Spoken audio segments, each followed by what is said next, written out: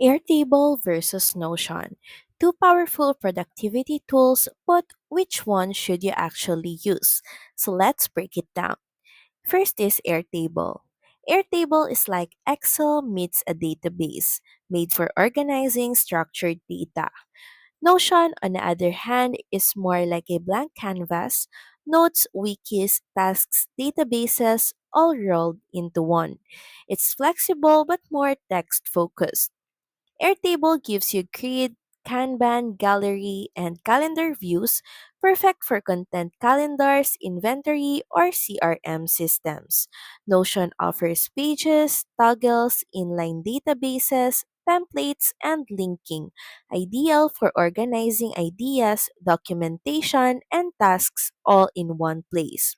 Airtable is best for teams working with data heavy workflows.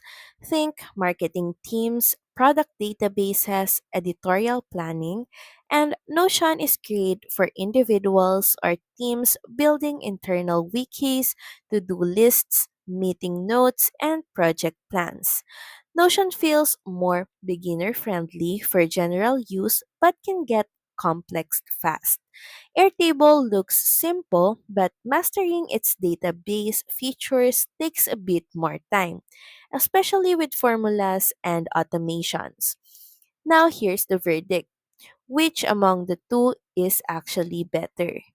Pick Airtable if you manage structured data, want multiple views, or need spreadsheet level control, and pick Notion if you want an all in one space for notes, docs, tasks, and light databases. So that's pretty much it. Thank you very much for watching this video. I hope that you find this video helpful. And if you do, please don't forget to like, share, and subscribe to the channel. And I will see you again on the next one.